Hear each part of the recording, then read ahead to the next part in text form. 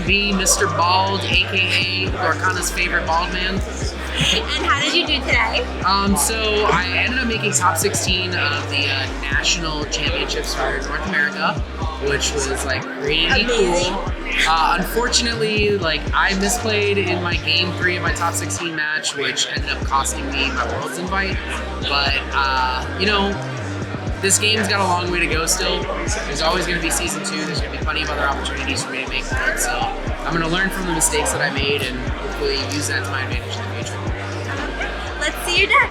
Most people are going to know me for playing Sapphire Steel, so like don't hate me too much because there are still a couple of Sapphire cards in this deck. Like not a ton of them, but unfortunately the best of 2 format requires a deck that can break parity on the draw.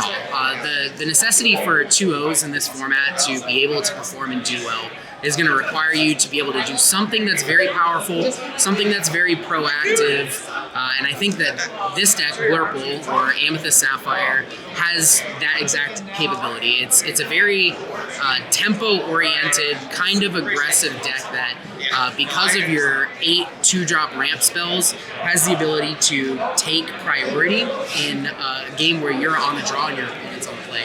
And I think that's probably one of the biggest things that kind of drew me to this specific deck. Over, you know, I tested a lot of things leading up to this event. This is the one thing that could consistently get wins on the draw, whereas like everything else was just going one way.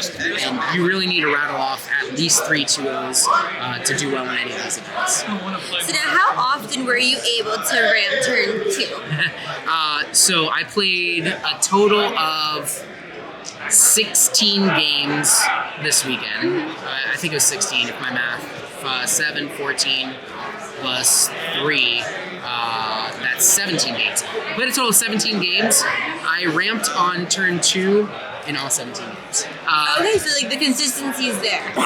So if you mulligan appropriately, like if I'm looking at a hand and I have like a 1-drop and like a bunch of this other stuff, but I'm missing the 2-drop, I will ship 6 cards, keep my 1-drop, specifically looking for this, because the whole purpose of this deck is to put your opponent off tempo by being able to jump from a 2-drop to a 4-drop on turn 3. And then gaining, like, say you're playing either a goat or a rabbit, you give yourself the opportunity on turn 4 to sing the friends on the other side and just continue, you know, leveraging the Amethyst draw engine, which is arguably the best draw engine in the deck. I mean, if you look at it, we've got 4, 8, 10, 14, 18, 22, 23, 24, 25 cards that say draw some number of cards on them in the deck. That's half the deck. And then you combine that with your 8 bounce package and it makes things like your rabbits, your genies, just continuously keep your hand nice and full. So now for your 1-drops, I see that you have 4 Turnabogs, 4 Diablos, and only 2 Brooms. Do you think that the Broom is like the worst 1-drop or something? Not necessarily that I think it's the worst 1-drop. I recognize that I wanted to have at least 10 1-drops. I think 12 might have been a little bit overzealous. In retrospect, like looking at the deck moving forward, one card that I did test out in the deck prior to the list that I ended up on was the Library, which the Library is very, very, very good. If I were on Libraries again, I would just go to the full 12 1-drop suite. But one of the like typical play patterns is having the ability to go 1-drop on 1, sail on 2, and to play another 1-drop. It's like you got to ramp. You also still got to add another body to the board. I think that Diablo is specifically better in this version than the Broom because of this card, because of Merlin Crab. So like being able to play a Diablo and then crab it later to take out like your opponent's Madam Mim or your opponent's Fox or your opponent's Goat and still draw a card, like you're continuing to net resources, it's trading up. I think that like Diablo is very, very good. There's a chance that like even after today, if I kept this list, I would go 3-3, just because in some of like the matchups where your opponent goes turn 1 Curse Merfolk, and I'm looking at a Diablo, like those two don't really challenge very well into each other. Like sometimes you need the one strength on the Magic Broom. So I could see like some benefit to at least going 3-3 here. Now, for your mulligan, are you always trying to have a 1-drop, a 2-drop, and a 3-drop, or are you trying to do a 1-drop, 2-drop, 4-drop? Typically, if you're on the play, I'm always looking to go 1 drop, ramp, 4 drop. Normally, the 4 drop that I want to play is Genie. Depending on your opponent's colors, if your opponent's on Ruby, understand that on curve, on your turn 3, you're casting Genie, they're casting Brawl on it. So like sometimes it's better to lead on the Rabbit because you're going to draw a card when you play it, you're going to draw a card when they Brawl it, so you're still up card advantage, and they're off-tempoing themselves. If you're against Ruby Sapphire and they also ramp on turn 2, then I don't mind playing the Genie because that means that they're not playing the Hiram. If they choose to Brawl the Genie, they've delayed the turn that they're playing the Hiram, and I just get to continue to deploy more threats. Why only 3 Rabbit? So, because we're playing Sail, Sail is a card that requires a high density of inkable cards in your deck. You'll notice that I think I'm only on 13, so 7, 10, 13. Yeah, I'm only on 13 on inkables in the deck. I think you need to maintain a high inkable ratio to be able to facilitate Sail. Because if you have a hand that has, 2 or 3 of any combination of these cards, you could play a Sail, draw an uninkable card, and either A, be forced into a situation where you have to ink something you don't want to, or not get to use the second part of its effect. Like, you can draw a card, but you might not even be able to ink another card. And you always want to try to ink. Yes, you absolutely always want to be able to ink off. Well, okay, let me rephrase that. You always want to ink off of the card on turn 2. In the later stages of the game, when you've got, 9, 10 ink in play, you're using this just to cycle. You pay 2, draw a card, just trying to find, You're the card you need. Yeah, just trying to find, another threat to continue to play the board. Okay, and then let's talk about Elsa. Oh my gosh, Elsa has been an absolute rock star. Has she been the GOAT of this game for you? So this card being printed is the reason that this card is playable, in my opinion. Especially in the Genie War, the thing that I loved about this deck the most is typically in Amethyst Mirrors, it becomes this Genie Elsa war. We get to Genie Elsa before our opponent, regardless of whether we're on the play or on the draw. If we're on the draw, we go turn 1, 1 drop, turn 2 ramp, turn 3 Genie. They then play their Genie, pass it back to us. We play an Elsa, tap their Genie. Elsa challenges Genie, Genie challenges Genie, your Genie's gone.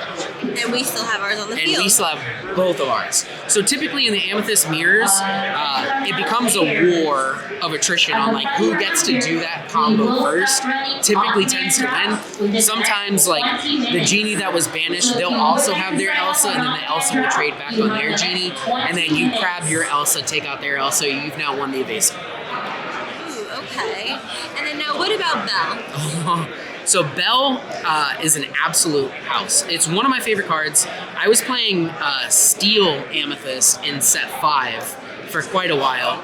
I really like the bounce package with the Belle. Okay. I had a single Belle in the final round, round 7 of the main event. It's game 2. I'm on the draw. A single Belle challenged and banished 4 of my Steel Song opponent's characters, was bounced, replayed, moved damage from 3 other characters, and removed 3 of their characters that were ready. So a single Belle answered 7 of my opponent's characters. She was putting in some work. She puts in such an egregious amount of work. I think that this card is one of those types of cards in the game that has a very low skill floor, but has one of the highest skill ceilings. I put this card in the same tier as, say, A Whole New World, and how high the skill ceiling is for a card's capabilities. This card's absolutely incredible. What are you playing turn 5, Elsa or Belle? Well, turn 5, depending on... Turn 4 for you. Yeah. Because you're ramping. Turn 4, I guess it really depends. It depends on the matchup. It depends on what we also have. If I'm in an Amethyst mirror, turn 4, I'm playing Elsa. If I'm playing against Amber Steel or Mines or any type of aggressive strategy, I'm probably playing Belle. I'm going to take a trade with something that I have on the board, stack some damage on it, play the Belle, move the damage. If I'm playing into a slower matchup, say Ruby Sapphire, I'm playing Donald Duck just because I want to go 1, go from 2 to 4, go from 4 to 7 to answer their shark. So you can play Hades on turn 5 to banish their shark. Ooh, that's really... then you're not allowing them to redraw their actions. Yep, that's how that card, that deck gets ahead, is its ability. Like, they're no longer playing Fishbone Quill anymore, so like they're not getting to these egregious like ink totals super fast. They need to like play a How Far I'll Go, play a Shark. Shark has to be able to challenge into something, pick back up the How Far I'll Go before they can stop playing some of their top end. So like one of my 2-0s in the main event was against Ruby Sapphire, and he played a total of 5 Sharks in the 2 games that we played. Not a single one of them challenged any of my characters, and every single one of them got answered. Wow. So like I would just deploy several threats the turn in between 6 ink and 7 ink, not quest with any of the threats I had in play. Passes back to me, like maybe he'll gain like a couple, or like he'll quest with it, like maybe play 2 actions, and then on that turn where I hit that 7 ink threshold, I play the Hades and quested for like 8. It was like, go. And he was like, oh, that's not good. He ended up playing a B prep, and I like redeployed 2 genies, and he was like, yep, that's game. So now, are you worried about giving your opponent extra ink to work with the Hades or the Let It Go? It depends on the deck. It depends. Like, the only deck that I don't like giving them additional ink is Ruby Amethyst. Just because, like, they're also an Amethyst deck, so they're also going to draw a bunch of cards because they're running, you know what, like, this exact same Amethyst. Package? Yeah, they're running the same exact purple package, but, like, they just have the top end of red with a bunch of removal. So, like, it's really bad to ramp them, but sometimes you have to like out certain targets, like Lady Tremaine, so they can't continue to replay them. The Big Sisu because it quests for 3. You can also get to these like weird stages in like the mid to late game where they're very low on resources, and you don't feel bad like inking one of their more prominent threats in play and putting like a reasonable body that they can't trade into efficiently. And then now, how are we playing the Elsa? Are we hard playing it at 7, or are we trying to like shift her? So I'm always trying to shift her. Sometimes you don't have that luxury. Sometimes the Elsa gets brawled or big Sisu'd, but ultimately, like, you want to be able to get the Elsa down, take a favorable trade with it, take something off the board. The following turn, you get to shift the big Elsa. I actually had a really cool line that happened this weekend. Let's hear it. So I had 2 Elsas in play. And I had a big Elsa in hand. Okay. And I had a snake that I drew for turn. Ooh. I shifted Elsa. Okay. Locked down 2 things, quested for 3. Played Snake, picked back up this stack, inked this Elsa, had 6 to play this, shift, locked down 2 more things, and quested for another 3. That's pretty sick. It was disgusting. It was honestly God. It was one of my favorite plays of the entire week. Like, I honestly think I would have just sat there like mouth open, like couldn't believe that just happened to me. I did it and I was like, ooh, that felt real good. So like I tried to recreate that same scenario multiple times throughout the weekend and was never able to recreate it. But like for the one time that it happened, it's like felt incredible. I bet. Okay, well, do you have any shout outs you want to give? There's so many shout outs to even name. Like, you guys all know who you are. Obviously, like Labyrinth TCG, my team's absolutely incredible. I love every single one of you guys. The community, you guys are all incredible. I definitely want to shout out Liam and Aaron. They've been just incredible people in the community. They've really kind of like talked me through like just a lot. Like Aaron especially. Like I had a pretty hard time after losing my top 16 match, and Aaron assured me that like I am good enough. And I know that like sometimes you may think like, am I enough? You know, am I good enough? And you may question yourself. And she kind of just like, she made me feel really good. So like I do want to shout out Aaron. She was a big help. Big shout out to Zenulos as well. Zenulos made me feel like really appreciated and that, you know, I performed well this weekend. So okay, that's awesome. Well, thank you for coming on and thanks for watching.